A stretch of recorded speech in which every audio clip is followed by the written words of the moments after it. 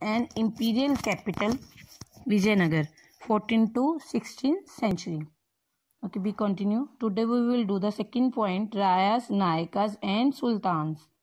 According to tradition and epigraphics evidence, two brothers Hariyar and Bukka founded the Vijayanagar Empire in 3036. मतलब जो हमारे tradition और एपिग्राफिक्स है, हमारे जो अभिलेख है, वो हमें क्या एविडेंस देते हैं कि दो भाई हरियर और बुक्का ने विजयनगर एम्पायर को 1336 में फाउंड किया। मतलब यह नगर विजयनगर हरियर और बुक्का दो भाइयों ने 1336 में बसाया। This empire included with its fluctuating frontier, मतलब जो ये एम्पायर था इसकी जो फ्रंटियर सीमाएं थी फ्लक्चुएटिंग थी, स्थिर नहीं थी, अस्थिर थी, मतलब घटती बढ़ती रहती थी। कभी किसी राज्य को जीता तो अपने राज्य में मिलाया तो सीमा बढ़ जाती थी।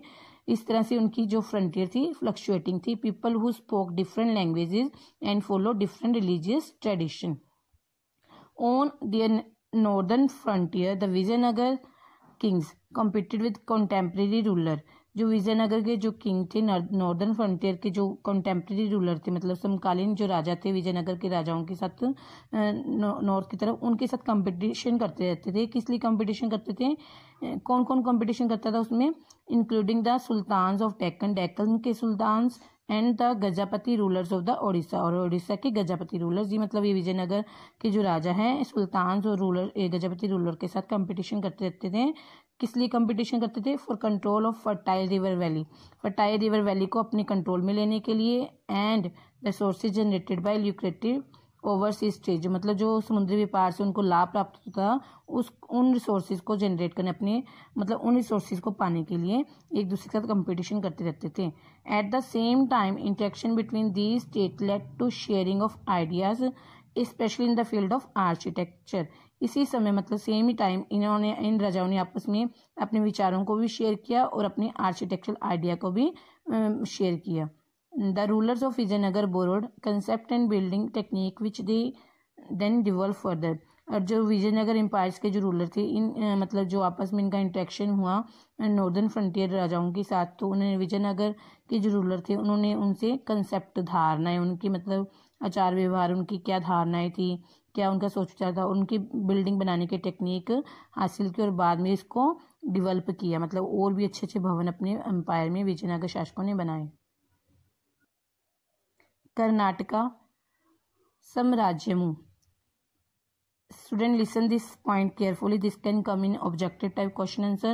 While historians use the term Vijayanagar empire, जो कहते हैं हिस्टोरियन इतिहास का जो है इस साम्राज्य के लिए विजयनगर का नाम यूज करते थे, contemporary described it as Karnataka Samrajyamu. जो कंटेम्प्रेरी शासक थे, कंटेम्प्रेरी समकालीन लोग थे, उसके लिए इसी साम्राज्य के लिए कर्नाटका साम्राज्यमु वो शब्द का प्रयोग करते थे। मतलब विजयनगर एम्पायर और कर्नाटका साम्राज्यमु एक ही है। Some of the areas that were incorporated with the empire had witness the evident development powerful states such as those of Cholas in Tamil Nadu and Hoysala in Karnataka.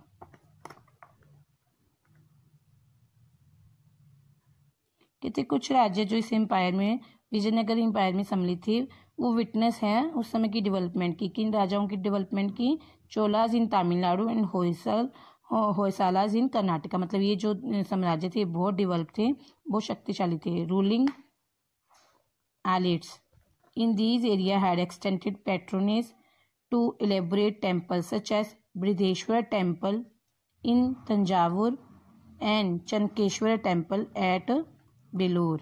मतलब जो रूलिंग एलिट से शासक लोग थे उस समय, तो उन्होंने संरक्षण, जो लोग शासक लोग थे मतलब जो अपने जो अंडर लोग रहते थे उनको संरक्षण देते, जैसे कोई कवि रहता है या फिर कोई लेखक था या फिर कोई आर्किटेक्टर था, उनको पैट्रोनेज देते मतलब संरक्षण देते थे, उनके ऊपर सारा खर्चा करते थे। इसलिए जो रूलिंग एलिट थी उस समय की, उन्होंने क्या किया, जो पैट्रोनेज था उस समय एक्सटेंड कर दिया, बढ़ा दिया। इसलिए टू इलेबोरेट टेम्पल्स को इलेबोरेट करने के लिए, मतलब मंदिर प्रणाली, जो मंदिर बनाने की कला थी उसको और अच्छा सुधार करने के लिए उन्होंने पैट्रोनेज को बढ़ा दिया। और कौन कौन से मंदिर बने, such as Brihadeshwara temple in Thanjavur and Chennakeshava temple in Belur. The ruler of Vijayanagara who called themself Rayas, जो विजयनगर के शासक थे जिन्हें जो अपने आप को रायस कहते हैं। Student listen these word Rayas and further will come Nayakas. Rayas the ruler of Vijayanagara, मतलब जो राजा लोग थे वो रायस लोग कहलाते थे अपने आप को। Built on this tradition and carried then as we will see literary to new height. जो विजयनगर के शासक थे जो अपने आप को रायस कहलाते थे, उन्होंने इस ट्रेडिशन को मतलब मंदिर भवन निर्माण कला को और ज़्यादा मतलब ऊंचा उठाया और ऊंचाई पर लेके गए इस चीज़ को। Okay student, now see this picture. This is a picture of the gopuram और gateway of the Brihadeshwara temple at Thanjavur, मतलब तंजावुर में बृहदेश्वर टेम्पल की जो पिक हैं। Student, the pics will come on every page of the book, so see these picture carefully and learn their names of pictures, because these pictures can come as objective type question answer, so don't miss any single point. Now see this. Gajapati कौन थे? Gajapati elephant, horse and man. Gajapati literary mean lord of elephant, मतलब जो elephants के Lord's उनको गजापति बोलते थे, जिनके पास बहुत सारे एलिफेंट्स होते थे। This was the name of a ruling lineage that was very powerful in Odisha, मतलब ये उड़ीसा के जो रूलर थे, शासक, वो बहुत पावरफुल थे, उनके लिए यह शब्द का प्रयोग किया गया। Continue students, we are talking about the Vijayanagar Empire in this area. Vijayanagar Empire is here and we are talking about this area in this chapter. Okay, now second point 1, 2.1 Kings and Trader. Kings and Trader के बारे में हम पढ़ेंगे। As warfare during these times depend upon effective cavalry. Cavalry क्या होती है? अश्वसेना, मतलब जो घोड़े होते हैं, जिस सेना में घोड़े वगैरह होते हैं तो उसको बोलते हैं कैवलरी, मतलब अश्वसेना। As warfare during this time depend upon, जो उस समय के जो युद्ध थे वो किस पे ज़्यादा डिपेंड करते थे? इफेक्टिव कैवलरी, मतलब अच्छी घोड़ सेना पर वो डिपेंड करते थे। The import of horse from Arabia and central Asia was very important for rival kingdom जो प्रतिस्पर्धी होते, जो दुश्मन, जो सामने प्रतिस्पर्धी किंगडम होते थे जिससे मतलब युद्ध करना था, उसके लिए जो ये जो हॉर्सेस थे कहाँ से आते थे? अरब एंड सेंट्रल एशिया से जो हॉर्स आते थे उसके लिए बहुत ज़्यादा इंपॉर्टेंट थे। मतलब जो सेना में घोड़े रखना बहुत ज़्यादा जरूरी था, क्योंकि सारा युद्ध ही घुड़सेना पर डिपेंड करता था। This made was initially control by Arab trader, जो मतलब ये घोड़ों का व्यापार था वो अरब ट्रेडर के द्वारा कंट्रोल किया गया। Local communities of merchant known as Kudirai Chettis, local merchant भी थे इसके अंदर जिसको कुदरई चेटीज बोला जाता है, और horse merchant also participated in this exchange. मतलब एक तो अरब ट्रेडर तो थे ही हॉर्स के व्यापार, घोड़ों के व्यापार करने के लिए, और लोकल मर्चेंट भी थे जिसको कुदरई चेटीज बोला जाता है। So listen carefully, this can come in short question. What is Kudirai Chetties? From 1498 other actors appear on this scene, मतलब एक और 1498 में एक और मतलब फैक्टर सामने आया, जो कौन थे? These were the Portuguese who arrived on the west coast of the subcontinent and attempts to establish trading and military station. मतलब जो 1498 में पुर्तगीज आए, जो वेस्ट कोस्ट की तरफ से आए इस कॉन्टिनेंट में, और यहाँ आकर अपना ट्रेड, घोड़ों का ट्रेड और करना शुरू किया, और मिलिट्री स्टेशन बनाने शुरू कर दिए इन्होंने। The superior military technology specially the use of muskets होते हैं बंदूकें, enable them to become important player in the tangled politics of the period। मतलब जो पुर्तगाल से जो आए थे, पुर्तगीज जो आए थे वो उनका मतलब ट्रेड, घोड़ों का ट्रेड बड़ा अच्छा था, और मिलिट्री मतलब सेना उनकी बड़ी अच्छी थी। तो उस समय क्या हुआ, उनकी मिलिट्री टेक्नोलॉजी के कारण सुपीरियर हो गए स्पेशली। और क्यों सुपीरियर हुए? क्योंकि वो बंदूकें ज़्यादा यूज़ करते थे, उनकी टेक्नोलॉजी बहुत अच्छी थी, और वो उस पीरियड में जो उलझी हुई राजनीतिक में जो इम्पोर्टेंट बन गए, मतलब महत्वपूर्ण बन गए, मतलब राजनीति इनके हाथ में काफ़ी आ गई। In fact, Vijayanagar was also noted for marketing, dealing in species, textile and precious stone. इसके अलावा जो विजयनगर था वो किसके लिए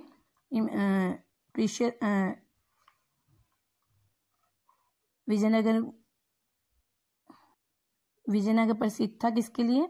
स्पाइसेस मतलब मसाले, टेक्सटाइल मतलब कपड़ा उद्योग के लिए, और प्रीशियस स्टोन मतलब ये चीज़ें भी वहाँ विजयनगर में अच्छी इनकी खरीद बेच थी। Trade was often regarded as a status symbol for such cities. तो जो ट्रेड था, व्यापार था, कुछ सिटीज के लिए मतलब स्टेटस था, मतलब अगर ट्रेड अच्छा था, व्यापार अच्छा था, उस सिटी की स्टेटस बहुत अच्छा बन जाता था। Which posted a wealthy population that demand high value exotic goods. Exotic good मतलब क्या होता है? विदेशी चीज़ें। और जो वहाँ जब मतलब किसी सिटी का अगर व्यापार अच्छा था तो वहाँ पे जो पॉपुलेशन थी वो भी फिर अमीर बन जाती थी, तो फिर वो एक्सोटिक गुड मतलब विदेशी चीज़ों की डिमांड करती थी, specially precious stone and jewellery. विशेष तौर पर जो वहाँ की वेल्दी पॉपुलेशन थी प्रीशियस महंगे स्टोन और ज्वेलरी की डिमांड करती थी। The revenue derived from trade in turn contribute significantly to the prosperity of the state. जो मतलब रेवेन्यू, जो मतलब पैसा आता था ट्रेड से, जो पैसा आता था वो कहाँ पे लगता था? फिर वो ज़्यादा प्रॉस्पेरिटी ऑफ स्टेट्स की प्रॉस्पेरिटी मतलब इससे स्टेट जो है समृद्ध बन जाता था। अगर जो व्यापार से जो व्यापार अच्छा होता था वो स्टेट जो है समृद्ध बन जाती थी, मतलब फ्लोरिश हो जाती थी, उसकी विख्याति प्रतिष्ठा बढ़ जाती थी। Now we will do the 2.2 the apogee and decline of the empire. मतलब विजयनगर एम्पायर अपोजी मतलब चरमोत्कर्ष कैसे हुआ, इसकी उन्नति कैसे हुई, डिक्लाइन मतलब विनाश कैसे हुआ इस एम्पायर का। Now we will read about this.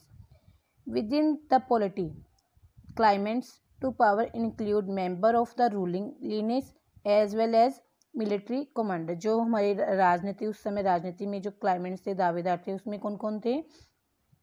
Ruling lineage मतलब जो राजवंश के घराने के लोग थे वो, as well as military commander, और जो सेना में कमांडर थे, सेनापति जैसे हो गए, मतलब सारे राजनीति में दावेदार थे। मतलब ये दावा करते थे कि मतलब कोई किससे ज़्यादा शक्ति है, कोई किससे ज़्यादा शक्ति, मतलब अपनी शक्ति का दावा करते रहते थे ये।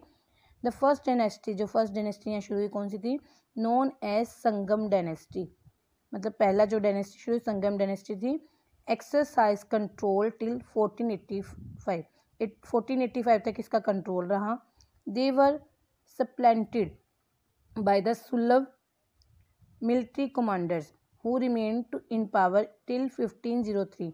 मतलब जो सुलभ डायनेस्टी थी उसने इसको सप्लेंटेड मतलब उखाड़ दिया, इसका खत्म कर दिया। किस डायनेस्टी को? संगम को। संगम के बाद सुलभ डायनेस्टी है। सुलभ डायनेस्टी के जो सेनापति थे, मिलिट्री कमांडर थे, उन्होंने संगम डायनेस्टी को ख़त्म किया और 1503 तक अपना शासन किया। When they were replaced by the Tuluva, और उसके बाद उनकी जगह पर तुल्लभ आ गए, मतलब तुल्लभ लोगों ने सुलभ लोगों को हरा दिया। कृष्ण देव राय belong to तुल्लभ dynasty.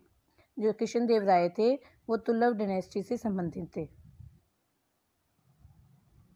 Krishna Deva Raya's rule was characterised by expansion and consolidation. जो कृष्ण देव राय का जो चरित्र था वो कैसे कैरेक्टराइज मतलब कैसे उसका चरित्र था? क्योंकि वह एक्सपेंशन मतलब विस्तार में विश्वास रखता था और मजबूतीकरण में मतलब वो अपनी सीमाओं का विस्तार करना चाहता था और उसको सुदृढ़ बनाना चाहता था। This was the time when he landed between the Tungabhadra and Krishna river the Raichur doab was acquired. मतलब ये जो समय था वो था तुंगभद्रा और कृष्णा रिवर के जो बीच का स्थान था, उससे रियाचर दोआब बोलते हैं। इसने वह जीता, कृष्णदेव राय ने रियाचर दोआब को जीत लिया। Okay students, see this map. Here is a Krishna river and this is Tungbhadra. Here this is the place Ryachar Doab. The ruler of Odisha were subdued, और जो ओडिशा के रूलर थे, ओडिशा के शासक थे, उनका दमन किया, उनको हराया। एंड सब defeat were inflicted on the sultan of Bijapur in 1520। और 1520 में कृष्णदेव राय ने जो विजापुर का सुल्तान था उसको बुरी तरह से हरा दिया।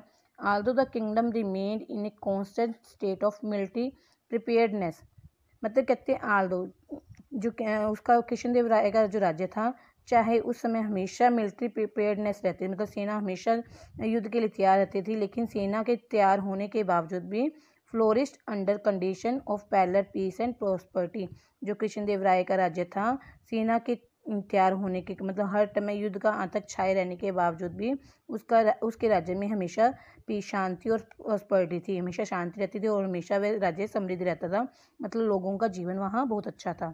Krishnadeva Raya is credited with the building some fine temple. मतलब कृष्णदेव राय को क्या क्रेडिट देता है, उसने बहुत सुंदर सुंदर टेम्पल बनाए and adding impressive gopuram to many important south Indian temple. और साउथ के जो बहुत ज़्यादा इंपॉर्टेंट टेम्पल थे उसमें उसने गोपुरम भी बनाया, जैसे हमने इस पिक्चर में देखा था, दिस इज ए गोपुरम। तो इस तरह की साउथ इंडियन टेम्पलों में इसने गोपुरम का एडिशन किया। He also founded a suburban township near Vijayanagara called Nagalapuram after his mother. और फिर उसने अपनी माता के नाम पर एक उपनगर, सबर्बन टाउनशिप मतलब एक उपनगर बसाया जिसका नाम, जो कि विजयनगर के पास ही था, जिसका नाम क्या था, Nagalapuram. Some of the most detailed description of Vijayanagara come from his time और जस्ट आफ्टर। मतलब कुछ विजयनगर जब समृद्ध हुआ उसकी कुछ डिटेल तो हमें कृष्णदेव राय के समय में ही मिलती थी, और कुछ उसके समय के बाद हमें पता लगता है कि विजयनगर एम्पायर बहुत समृद्ध था उस समय। Strain began to show within the imperial structure following Krishnadeva राय's death in 1529। Krishnadeva राय की मृत्यु के बाद जो उसका आने वाले उत्तराधिकारी थे उनके अंदर स्ट्रेन मतलब तनाव पैदा हो गया राजघराने में, इंपीरियल स्ट्रक्चर में। 1529 में कृष्णदेव राय की मृत्यु के बाद तनाव शुरू हो गया, मतलब आपस में एक दूसरे की शक्ति को श्रेष्ठ बताने के लिए उसके उत्तराधिकारियों में तनाव शुरू हो गया। हिज सक्सेसर वर ट्रबल्ड बाय रेबलियन, नायकाज और मिलिट्री चीफ। अब जो नायक क्या होते हैं, मिलिट्री चीफ, जो मिलिट्री में सेना में सबसे मुख्य होते हैं, सबसे ज़्यादा शक्तिशाली होते हैं, उनको नायक बोलते हैं। तो ये इतने ज़्यादा शक्तिशाली होते हैं कि कई बार ये राजा के खिलाफ ही बगावत कर देते थे। तो इस तरह जो उसके कृष्णदेव राय के सक्सेसर थे, उसके उत्तराधिकारी थे, उनको जो सेना नायक थे, मिलिट्री चीफ या नायक के द्वारा बगावत का सामना करना पड़ा। By 1542, control at the center had shifted to another ruling lineage, that of the Arvidu, which remained in power till the end of the 17th century। उसके बाद अब कृष्णदेव राय के बाद तुल्लभ डायनेस्टी से वह बिलोंग करता था। उसके बाद जो सारा शासक किसके हाथ में चला गया, अरविदु वंश के हाथ में चला गया, जो कि 17th सेंचुरी तक उनका शासन वहाँ पर रहा। उनकी शक्ति, अरविदु वंश की शक्ति 17th सेंचुरी तक रही। Yes, student, we have seen firstly the Sangam dynasty up to 1485, then Sulabh dynasty and then Tuluva dynasty. Tuluva के बाद कृष्णदेव राय की मृत्यु के बाद अरविदु वंश आ गया, that remain up to 17th century. During this period as indeed earlier, मतलब इस पीरियड में भी पहले की तरह the military ambition of the rulers of Vijayanagar as well as those the Deccan Sultan resulted in shifting alignments। मतलब जो पहले मैंने एक लाइन आपको बोली थी कि जो विजयनगर के शासक थे और जो दक्षिण की तरफ रहने वाले जो थे शासक आपस में मतलब कंपटीशन उनका चलता रहता था, इसी तरह पहले की तरह भी ड्यूरिंग दिस पीरियड, इस पीरियड में भी पहले की तरह ऐसे ही उनको अलाइजमेंट, उनकी सीमाओं को शिफ्टेड करने के लिए वो जो आपस में कंपटीशन चलता रहा। ये जब कि मतलब विजयनगर एम्पायर जो इतना फ्लोरिश था, तो सात दक्षिण के जो राजा थे मतलब वो चाहते थे कि उनका राज्य वहाँ पे हो, इसलिए धीरे धीरे eventually this led to an alliance of sultans against Vijayanagar. इस तरह से धीरे धीरे क्या हुआ कि जो सुल्तानों ने अपना एलियंस बना लिया, अपना एक संघ बना लिया, विजयनगर के खिलाफ एक अपना संघ बनाया। Yes, students, see in this map, this is the Vijayanagar. Vijayanagar Empire was situated in between the Krishna and Tungabhadra river. It was very flourished empire, मतलब ये बहुत ज़्यादा फ्लोरिश था। तो आसपास के जो एम्पायर्स थे इसे जीतने में लगे रहते थे। अब इसको जीतने के लिए जो विजयपुर, गोलकुंडा और अलग अलग जो राज्य थे, इन्होंने एक अपना संघ बना लिया इसे जीतने के लिए। In 1565, Rama Raya, the chief minister of Vijayanagar, led the army into the battle at राक्षसी तंगाड़ी, आल्सो नोन एज तलिकोटा। मतलब जो 1565 में रामा राया था चीफ मिनिस्टर विजयनगर का, उसने अपनी सेना कहाँ लेके गया, किस युद्ध के मैदान में लेके गया? राक्षसी तंगाड़ी में वो अपनी 1565 में रामा राया जो विजयनगर का चीफ मिनिस्टर है वहाँ अपनी सेना लेके गया, जो राक्षसी तंगाड़ी है जिसे अब तलीकोटा के नाम से जाना जाता है। Where his forces were routed by the combined armies of Bijapur, Ahmednagar and Golconda, और जहाँ उसकी जो फोर्स उसकी सेना को किसने कंबाइंड आर्मीज ने हराया? Combined armies of Bijapur, Ahmednagar और गोलकुंडा। गोलकुंडा, अहमदनगर और बीजापुर की कंबाइंड सेना ने उसकी सारी सेना को हरा दिया। The victory army sack the city Vijayanagar. अब जो मिलीजुली सेना जो जीत गई थी विजयनगर, बीजापुर, अहमदनगर एंड गोलकुंडा की जो सेना जीत गई थी उन्होंने सबने मिलकर विजयनगर एम्पायर को सैक मतलब लूटा। The city was totally abandoned with in few years, और जो विजयनगर की जो सिटी थी कुछ ही सालों में पूरी तरह से अबेंडन मतलब विनाश खत्म हो गया, सब कुछ खत्म हो गया वहाँ पे।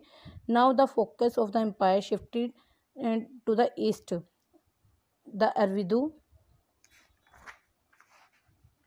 Dynasty rule from Penukonda and later from Chandragiri. अब जो अरविदु वंश खत्म हो गया, अरविदु वंश के बाद पेनुकोंडा और चंद्रगिरी ने वहाँ पर राज्य किया जो नियर तिरुपति के पास था।